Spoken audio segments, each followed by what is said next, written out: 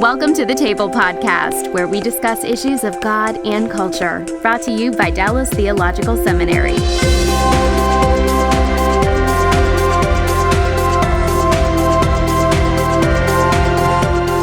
Welcome to the Table, where we discuss issues of God and culture. My name is Mikel Del Rosario, Cultural Engagement Assistant at the Howard Hendricks Center for Christian Leadership and Cultural Engagement. And the man who's normally driving this podcast is Dr. Darrell Bock, who is one of our experts today. Darrell is the Senior Research Professor of New Testament here at Dallas Theological Seminary and the Executive Director of the Howard Hendricks Center. Mm-hmm. And we also have in studio Justin Bass. We can call him a veteran of foreign wars now, I think. That's right. It's great to be back. It's great to be back. It's good to have you. And our topic today is the historical resurrection of Jesus.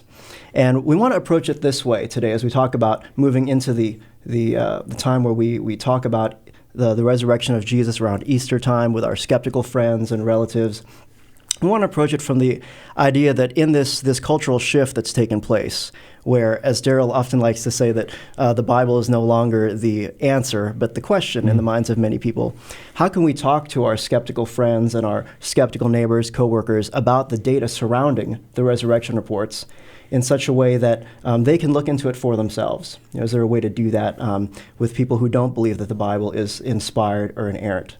So as we get started, I just want to start, Justin, by asking you if you would tell us about the ancient sources that are the best sources for us to look into as we investigate the resurrection of Jesus. Yeah, it's pretty incredible. I mean, we really have, I would say, 7 different independent sources that fall within the first century of accounts of the resurrection of Jesus that we can work with. And I'll give you them kind of quickly in a kind of a chronological order. So the earliest would be these creeds that Paul quotes within his letters. So that would be primarily this particular creed in 1 Corinthians 15 that he quotes that goes back to within 2 to 5 years after Jesus' death. And we might talk about that a little later. But then after that, I would say the next source would be Paul, because Paul is actually a direct eyewitness of the resurrection. He says, the Lord Jesus appeared to me. So Paul's early letters is also a source. After that would be our earliest gospel. So that would be Mark.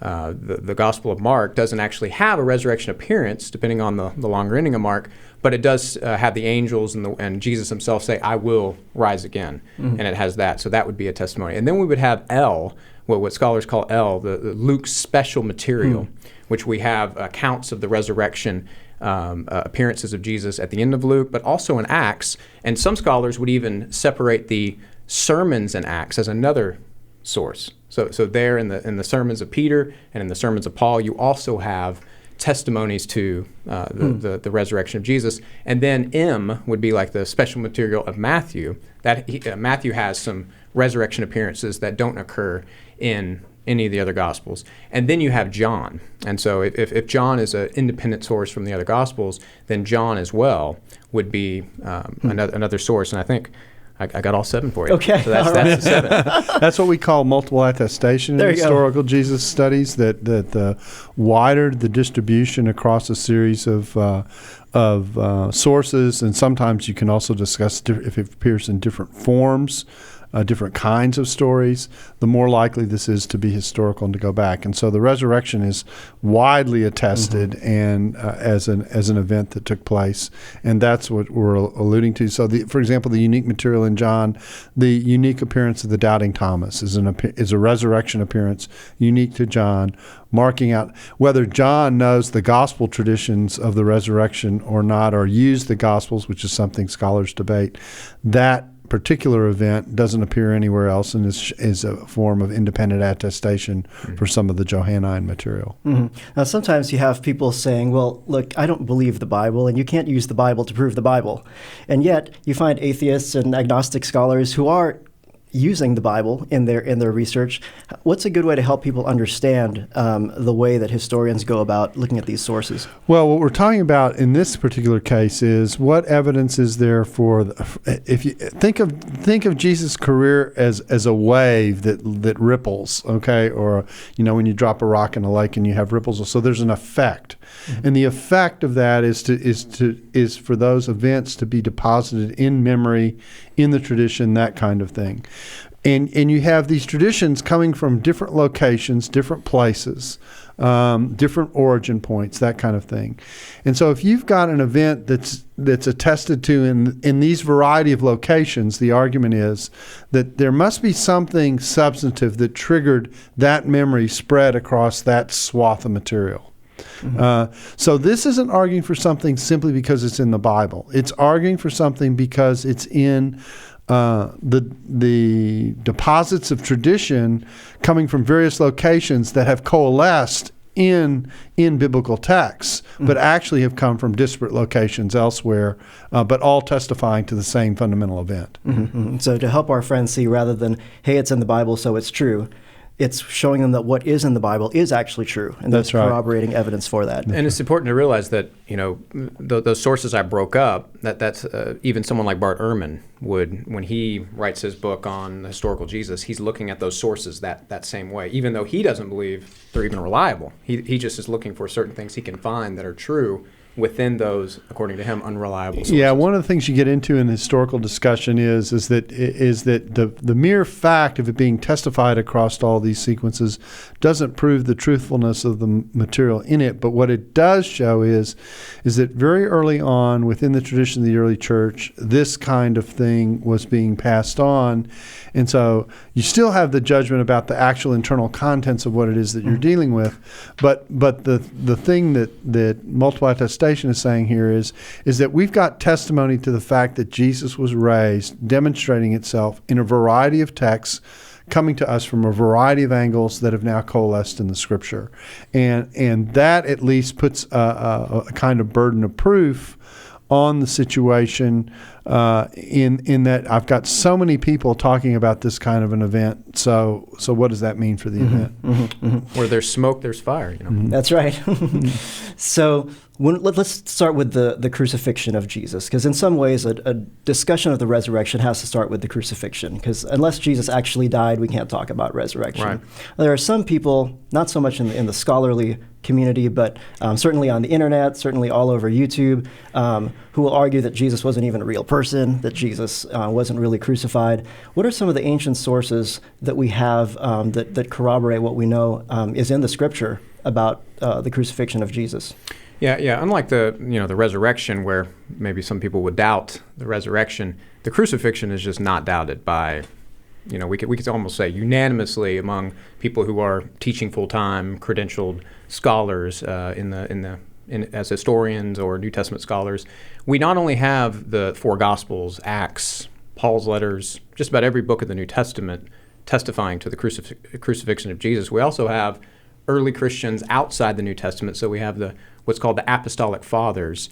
Ignatius would be an example, dating to about the turn of the first to second century. He's talking about the crucifixion of Jesus under Pontius Pilate very specifically. We also have unbelievers, people who are not Christians. We have Josephus, a Jewish historian who most Josephus scholars would agree, even though there's some tampering with a certain text about Jesus in this account from Antiquities in Book 18, we still have the testimony that Jesus was crucified under Pontius Pilate, that Josephus is at least saying that. Louis Feldman, who's considered the top Josephus scholar in the world, would agree with that. And then we also have Tacitus, who's a Roman historian, who's also, just a little bit after Josephus, he's telling us that Christos, who clearly is Jesus, was crucified under Pontius Pilate. And so here we have a Roman historian, Jewish historian, and multiple attestation again from the New Testament that Jesus was crucified. And so we have one of my favorite quotes from the Bible beater, John Dominic Crossan, definitely not a fundamentalist, not a Bible beater, but he said that Jesus was crucified as sure as anything historical can ever be. Excellent. And so I think that's the way we should say it. It's as sure as, if we can know history, we can know the temple was destroyed in AD 70.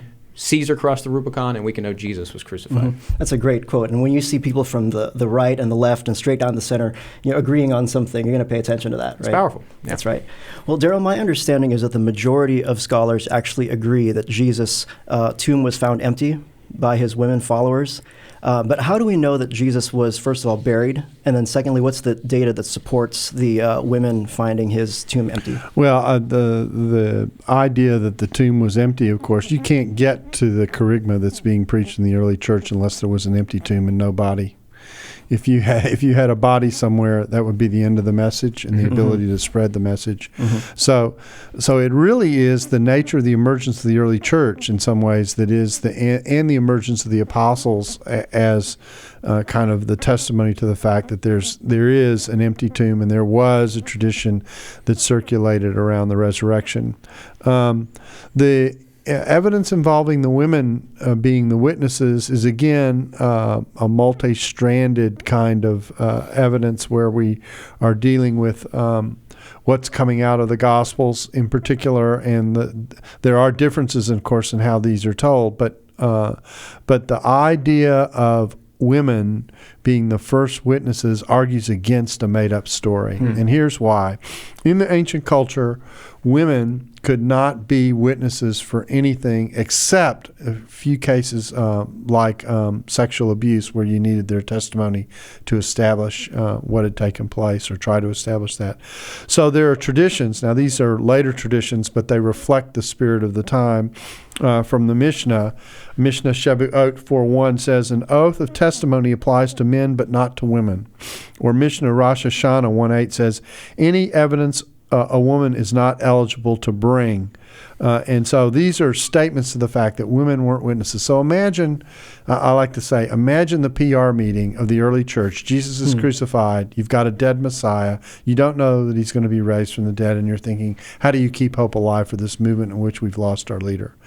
And so someone in the public relations meeting gets together and says, I know what we'll do. We're going to sell an idea that a lot of people don't believe, a bodily resurrection, and we're going to use witnesses to do it that the culture doesn't buy. That's how we're going to do it.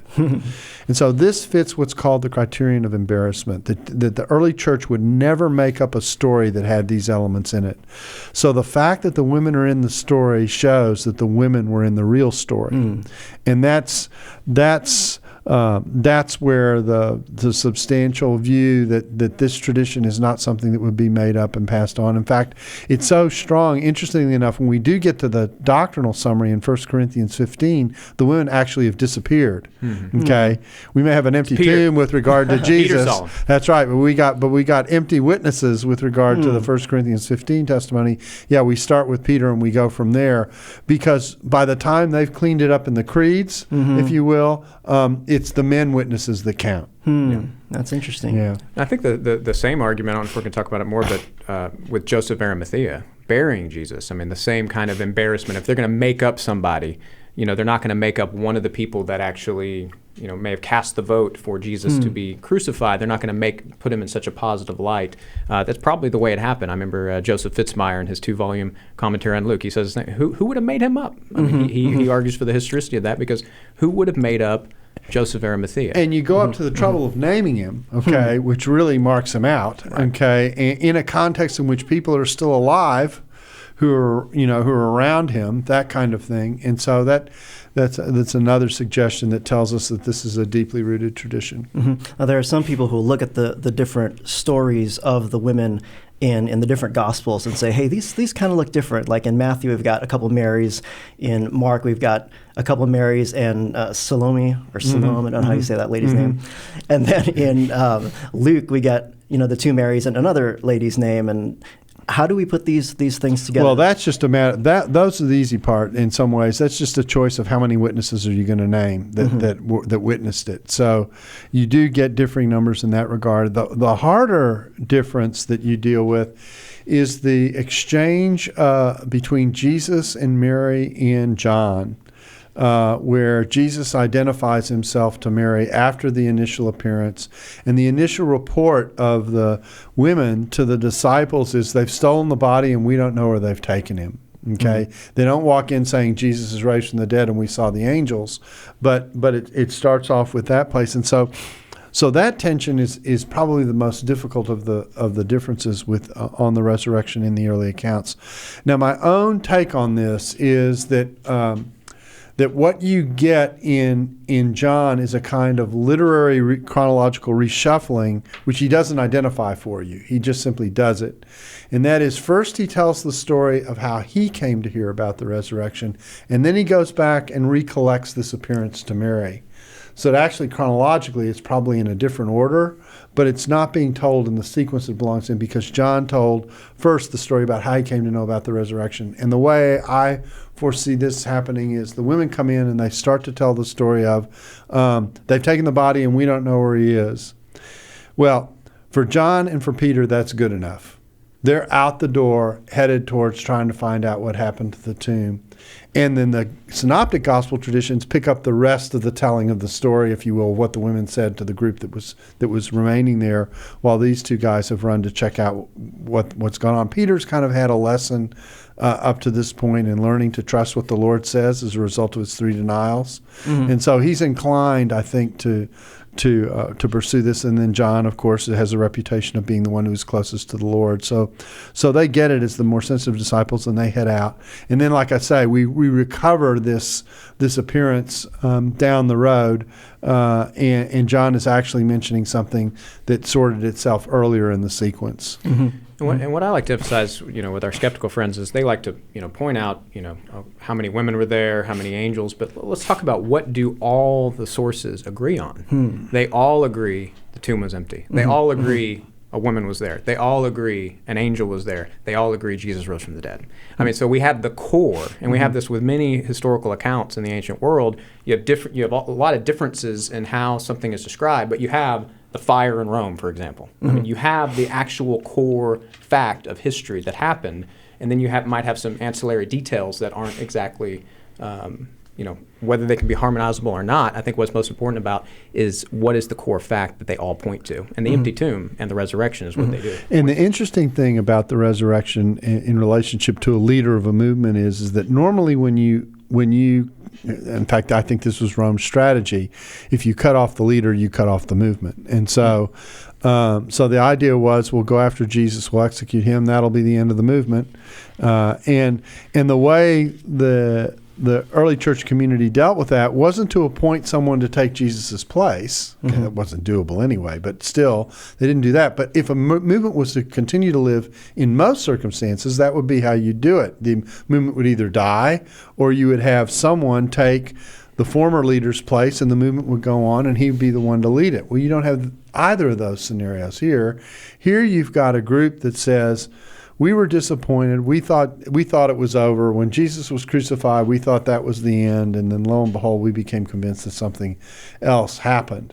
It's interesting that liberal scholars, the way they handle the resurrection goes something like this. The disciples believed a resurrection happened, okay? That doesn't mean a resurrection happened. And so, but notice how that's kind of like almost halfway there. Yeah. That they suffered from some level of grief reversal or whatever, that they became convinced that Jesus was alive when he really wasn't. And that sustained them. That's the classic, the most classic liberal position on the resurrection is that. But that's an admission that they weren't lying. That's Nobody right. thinks That there's they were something on. They are reporting on an authentic experience that they had. They've just misinterpreted what took place. I think I got a perfect quote for that. Can I read this one quote from Paula Friedrichsen, who's an agnostic New Testament scholar? She says, "I know in their own terms what they saw was the raised Jesus. That's what they say, and then all the historical evidence we have afterwards attests to their conviction that that's what they saw. I'm not saying that they really did see the raised Jesus. I wasn't there. I don't know what they saw, but I do know that as a historian, they must have seen something." Yeah. That's beautiful. Yeah, right? exactly. What did they see? Yeah. What did they see, Dr. Friedrichsen? What did they see? Yeah. No, it's a classic way of presenting it, and the idea is that they were so overtaken by their conviction of a resurrection that, of course, they were willing to die for it and everything else that comes with it. Because, of course, what happens in standard Christian apologetics when you talk about this, of course, is, well, the very fact that they were willing to die for it shows the truth. That the very reversal of the behavior shows the truth. Another example, for example, the criterion of embarrassment that supports the historicity of an aspect of something leading to Jesus' life and death is the whole story of Peter's 3 denials. Would the early church make up a story in which, one of the people who became viewed as almost the chief representative of the movement ends up showing intense defection during the very moment of crisis? It's not exactly the way to commend your future leadership. What about Jesus calling him Satan? Exactly right. That's early. Another example of the same kind of thing. So there are little hints along the way in how the story is told that tell you that's not something that would be made up. And not only is that not made up, but it occurs in a context of an event that'd be unlikely to be made up as well. So it's that's how the criterion of embarrassment works when you're trying to suggest that there is some truthfulness to the content that you're encountering at a historical level. Mm-hmm. And even though we have different details here and there, it's actually better that we have more than one account, right? Because if we just had one account, there'd be no differences to talk about. And if all the accounts were exactly the same, I guarantee you what people would say is, that was collusion. Nothing all came together and told the same story. So you can't win either way in some ways. But it is the nature of the beast, so to speak, when we're in a mood and a culture and a context in which tends to be so skeptical. And I tell people, look, these are legitimate questions people are asking. These differences are legitimate kinds of things to raise in which people are asking oftentimes very sincere questions. Some people may have taken them on with a hint of skepticism, but a lot of people who ask these questions simply are repeating what they've heard, and they can see the differences in the accounts. So these are real questions that you're dealing with. So I don't think you should belittle a question, even though it may come from a skeptical place, because it may actually reflect a real curiosity about an oddity that does need some attention. Yeah. So they're hard questions, but there are good answers. Exactly right. Exactly right. Follow the evidence where it leads. Yeah. That's right. So I think we've seen that difference doesn't have to mean contradiction. That's right. It's not like the women got there and Jesus' body was still in the tomb. I mean, That's that would be right. a contradiction. That's right. That's right. And we've talked about historical evidence for the crucifixion of Jesus, historical evidence for the empty tomb, and the fact that his followers at least had experiences that they really believed were experiences of the risen Jesus. And the million-dollar question is, what caused that belief?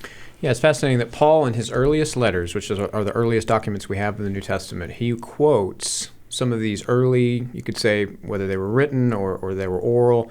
Either way, they go back to within that first decade or even first 5 years after Jesus' death. And one of them is probably the most important one, especially in dealing with the evidence for the resurrection, is the one that's found at the beginning of 1 Corinthians 15. Because Paul introduces it. Let me quote how he introduces the creed. He says, talking to the Corinthians, he says, "For I delivered to you as of first importance what I also received, that," and then he quotes the creed. And so this is something that he gave to the Corinthians when he planted the church sometime in the early 50s, but this is also something he received. Well, when did he receive it?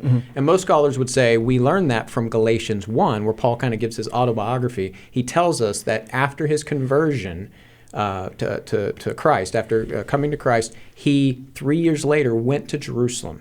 And he tells us that he hung out with Peter for 15 days. He hung out with James, the brother of Jesus, which we could have been a fly on the wall and listened to those conversations. But this is probably when he received, and most scholars would agree, this is when he would have received this creedal tradition that he's now quoting in 1 Corinthians 15. And if that's true, then we're looking at within 2 to 5 years after Jesus' death.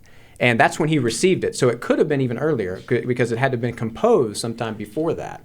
And so we're looking at, we're coming up right at about 2 years, even within months of Jesus' death, that this creedal tradition was put together. And just to give you some quotes from people who are not considered evangelical or fundamentalist, Gerd Ludemann is an atheist, New Testament scholar. He said, "We can assume that all the elements in the tradition, 1 Corinthians 15, are to be dated to the first 2 years after the crucifixion of Jesus." And James Dunn in Jesus Remembered, he even uses the word months. He doesn't even use years. He says within months of Jesus' death, we have this. So this is an incredible thing. I mean, this is what historians salivate over. I mean, to have this early of testimony of Jesus and the resurrection, what was going on in early Christianity. So this creed, which is kind of like a memorized statement to help people pass on important information, pass on tradition, it has appearances of Jesus that it lists to different people, and then Paul kind of throws himself in there too, right? That he saw Jesus. Now, when he talks about seeing, I'm thinking about like in 1 Corinthians 9:1, where he says, "Have I not seen Jesus our Lord?" And he uses this word, heorika, in the Greek.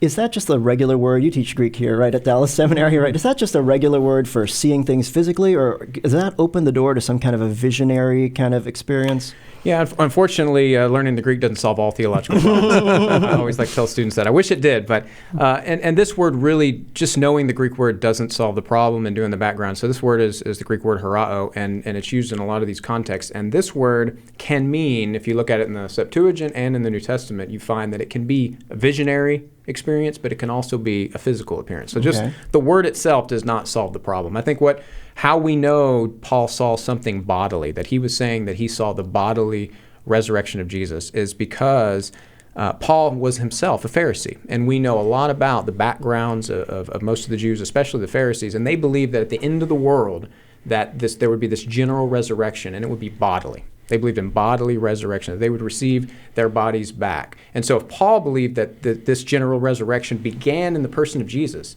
then Jesus himself would have been bodily raised. And I think what's most definitive in Paul's letters on this is that Paul actually parallels our future believers' resurrection that he's talking to, like in Thessalonians and Romans. He says, just as your mortal bodies will be raised, similar to the way Jesus' body was raised. So he parallels our future bodily resurrection with Jesus' resurrection. So it's very clear that Paul believed that Jesus was bodily raised from the dead. Marcus Bockmuel, in his Cambridge Companion to Jesus, he says, if Paul is talking about a burial that Jesus was buried, when he said he was raised from the dead, he didn't think that a body stayed in there. I mean, a body would have left. It was a reanimation, a transformation, a glorification of that corpse. That's what Paul. Well, definitely a vision wouldn't explain the empty tomb, right? It wouldn't explain exactly that he appeared to so many different people. Right, and you don't have group hallucinations at different times in different places where people are seeing things that aren't there. And if I could just comment on the creed, that's what's incredible. In this little creed, this one little creed that we get that goes back, like I said, within that 2 years, we have appearances to individuals. Peter, James, and Paul are specifically mentioned. We have group appearances, like you said, to the 12, to over 500 at one time, who Paul says, hey, some of them are still alive. You can go interview them. You can go talk to them. A lot of them have died, but some of them are still alive. He appeals to it as evidence for the resurrection. And then also to all the apostles. And so this is multiple groups, even unbelievers, because Paul and James were not believers. And so an incredible list that we have that early in this creedal tradition. That's very, very early. Now, you mentioned Paul. I want to talk about Paul right now, because Paul was, sometimes people will say, well, don't you think it's kind of suspicious that only Jesus' followers saw him alive after he died? Sometimes you miss people so much when they die. Well, Paul is a great example of someone who did not miss Jesus, was a persecutor, in fact, of the early followers. He did not want Jesus to be risen from the dead. So we think about Paul. How soon after Jesus' crucifixion, Darrell, did Paul come to believe that he had an experience with the risen Lord? Well, the appearance to Paul is dated somewhere within the first 18 months of the post-resurrection period. So we're within 18 months of the death and resurrection of Jesus, a very early period. I want to go back and collect something that Justin alluded to, and that is the physical nature of the expectation of this resurrection. There is a wonderful Jewish text, 2 Maccabees 7, that shows what the Pharisees' belief about resurrection is, actually very graphically. The scene is a mother watching 7 of her sons be executed in sequence, being martyred for their faith because they kept the law. They wouldn't eat pork. And in the midst of this text in 2 Maccabees 7 and 10, as son number 3 is being executed, it says this: after him the third was the victim of their sport, and when it was demanded, he quickly put out his tongue and courageously stretched forth his hands and said nobly, I got these from heaven, and because of his laws I disdain them, and from him I hope to get them back again. And as a result, the king himself and those who were with him were astonished at the young man's spirit, for he regarded his sufferings as nothing. So here they are, they're executing him. They're actually dismembering him in the scene. And his 2 brothers have been dismembered in front of him, and he holds out his hands and his tongue, and he says, you can cut these off. God's going to give them back to me one day. That shows you how physical the perception of the resurrection was that they had. Getting those arms back. That's exactly right. So the physicality of this resurrection is important, because we're not talking about, a reawakening of the soul. We're not talking about some form of reincarnation or something like that. We're talking about a physical resurrection in a spiritual body that has a physical element to it. This is why in the appearances as well, Jesus takes food. It's showing the physical nature of this resurrection. And the reason that's important is because sometimes when skeptics discuss the appearance to Paul, they speak about a hallucination or something like this that Paul had. Remember that the non-conservative take on this is that that they had an experience, they had a perception, but that perception isn't necessarily a reflection of the reality of what really took place. And so the idea here is that Paul, in one way or another, had a visionary experience of one kind or another, rather than some type of direct physical encounter with the Lord. And Paul seems to portray this as no evidence of this very physical resurrection that he actually is anticipating as a Pharisee, happening again within 18 months of the time that we're talking about. Now, the important thing about that is that Paul's got to be able to process this experience that he has. So the theology that feeds into his ability to recognize when the Lord speaks, you're persecuting me, and what that means, he immediately does, ooh, that must mean I'm talking to a risen, alive Jesus. That must mean that the preaching that I heard previously, is true. He can't process that experience without that previous experience. Right. So the gap is not just the 18 months. It's not the experience of Paul on the Damascus Road. The gap actually closes down to the message that Paul heard before that. He had been persecuting the church for some time. That's clear from the martyrdom of Stephen and other events that we see. And so we're literally closing that gap down on top of itself in terms of the events, in terms of the normal gap that we get between when a testimony is given and an event happens, short of autobiography, okay? We are about as good as it ever gets in the ancient world in terms of when this event is happening in relationship to when it happened. And this is happening also in a context in which everyone knows who Paul is. Everyone knows Paul used to persecute the church. Everyone knows that Paul's view has changed. In fact, in Acts, we get testimony to the fact people were afraid to see and deal with him because they had trouble believing, you mean that guy is now on our side? And so all this is designed to show how tight up against the time frame the testimony to the resurrection is in the gospel materials and in the materials and Acts that we have. And you could say that with Peter, denied Christ 3 times, he's in grief. He wants Jesus to be the Messiah. He wants him to be, maybe, he had a hallucination, so because he really wanted it to be true. You can't argue that with Paul. Yeah. Paul did not want Jesus. I mean, he probably thought Jesus was cursed by God by being nailed to that tree, based on Deuteronomy. And so he wanted Christians killed. He did not want Jesus risen from the dead. Yeah, he did not want this to be true. You either have a very pathological Paul, okay, or you've got someone who experienced something that totally transformed the way he looked at it. The other thing that happens with the hallucination theory is, of course, that one of the groupings in that list is that he appeared to 500 at once. Okay, now that's a trick to get 500 people to hallucinate on the same thing at the same time, and so there are little hints along the way in the various ways that the tradition's been put together, whether we think about the women being at the opening of the empty tomb, or we think about the time between when Paul experiences his appearance and what he has to understand by the time he gets there and how early that means the theology is, or we think about appearing to the 500 at once. In the midst of talking about the 500 at once, it says some of whom are alive even today, to make the point, hey, if you want to go check this out, go talk to someone, that kind of thing. So there's something going on here, not to mention just the extreme transfer of conviction that the apostles have as they launch this effort of the church and what they're willing to risk in doing it. So this was either a very good psychological experience, okay, or it was an experience. Yeah. And on those 3 names that I listed, that's actually listed in the creed. Pretty interesting that Peter, James, Jesus' brother, and Paul are the three that are mentioned in the creed, and they just happen to be, when you actually look at the evidence that we have for how did the apostles die? How did they die? How were they martyred?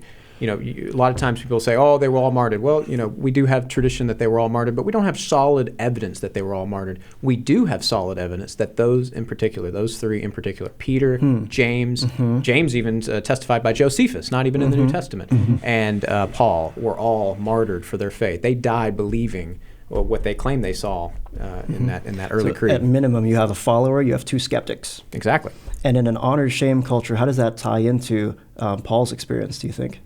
Yeah, I mean, he definitely, the shame would have been, he definitely would not have been proclaiming that unless he really believed that Jesus had risen from the dead. Now, were there other messianic movements in this time period?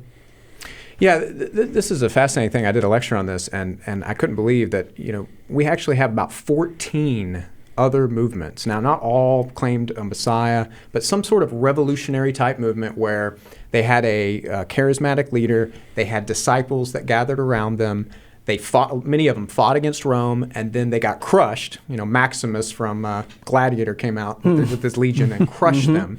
What happened? It was done. Everybody went out and got jobs. I mean, they didn't continue the movement. None of them had hallucinations. None of them said their leader rose from the dead. And so when you look at all these, and I had the list, but some of you might have heard of like Theudas or Judas the Galilean or Simon Bar Kokhba. That was the last one. But these guys, when they died, when their leader died or their messianic figure died, it ended. The whole thing was done. There's no Bar Kokhbanity today. There's no, we have Christianity, but there's no followers of Bar Kokhba today. Why is that? And so it's a historical question because the Jesus movement is in the same time period of all these other movements. And when their leader dies, so many of them were crucified, it's over. So what was it about Jesus that when he is crucified, this movement explodes, like we said, this conviction? What is it? People could say hallucinations. Well, why didn't they have hallucinations? Did they not want Bar Kokhba to still be the leader? What was it about Jesus, right? If you don't answer with the resurrection, I mean, you have a resurrection-sized hole in history. And so I love what Blaise Pascal said in the 1600s. He said, who made them act?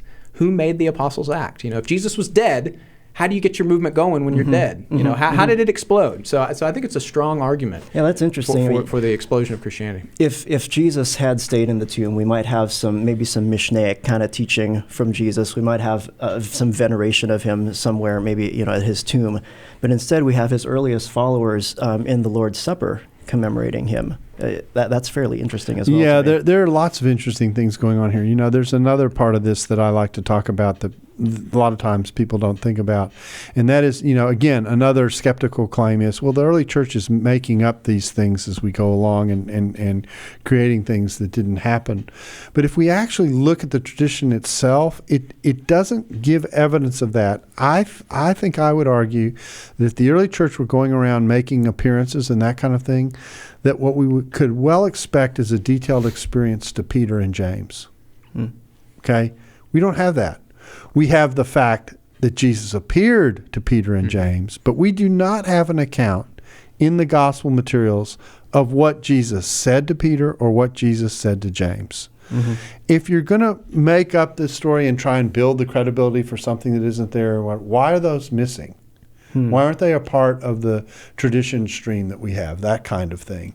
And so there are little hints along the way in terms of how the tradition is put together that tells you the tradition was very conservative. You didn't create a vision where you didn't have a tradition of it. That's right. And so I think that's an important feature in this equation as well. So we've got all these little pieces that are floating around the resurrection event that point to its credibility and the care with which the early church taught and discussed this.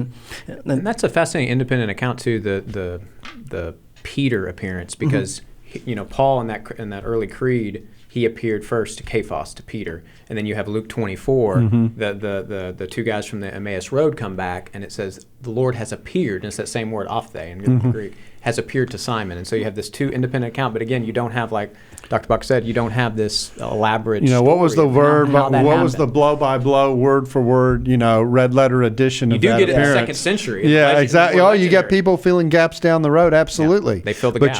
But you don't get it in the gospel materials themselves. It's almost as if the fact of the appearance is enough. Right. And so it's just an interesting dimension to the way the tradition on the resurrection works. What would you say to someone who says, okay, well, here's all this historical data, but in the end, really, you can't investigate supernatural phenomenon, the miraculous, using the tools of history, that's just kind of the wrong tool for it. How can we help those people to take a look at the historical data seriously? Well, I think that's right. I mean, you can't, there's no way I can sit down and prove to you on the basis of historical data the resurrection absolutely happened and here's a slam dunk case. What I can do is to say there's a lot of historical phenomena I got to be able to explain. And it's either this or something else. Okay, now what is the something else that goes in that slot? Right. And is that really any more plausible than the types of things that we see, given the fact that we've got this intense martyrdom and this intense loyalty, that kind of thing. Now, the simple answer is that people have died for fanatically believing that someone was a religious great and have been wrong in the past. That certainly, Jim Jones is kind of the old cult leader, is the example of that kind of a category, and that certainly does happen. But the interesting thing, and this is related to the religious movements that you talked about and the revolutionary movements that you talked about, is that you don't see that happening so much in the ancient world. You see people committed to them, but once it falls apart, it falls apart. They're much different than 20th century American. Exactly. Movements. Another interesting thing about that list that you give is that list, because sometimes when people say, people claiming to be Messiah were a dime a dozen, Jesus is one among many in that period. But if you actually look at that list that Justin alluded to earlier, the bulk of those examples come from after the time of Jesus. There are a handful in AD 6 when the tax is imposed on Israel, and a few people react to the fact that, you mean Rome's going to actually try and extract taxes from us? No way, we're not paying. No taxation without representation. And so, and the bulk of that list comes from later on down the road. And so it's actually an exaggeration to suggest that messiahs were popping up kind of on every corner in Galilee during this period. You had a couple of people revolting in the early period. You have the Jesus group, and then you do have quite a lot of people revolting leading into the war in 66 and 70 that led to the destruction of the temple. And then, of course, you get the Bar Kokhba rebellion at the early part of the 2nd century, which is kind of the culmination of it all, because that time when Rome puts that rebellion down, they say, enough of this. Yeah, and they really study Torah. They crush it.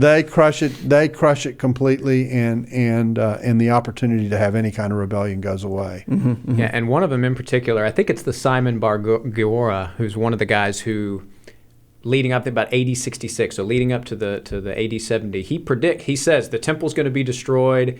He ends up getting paraded by the Romans. He gets flogged. He gets crucified.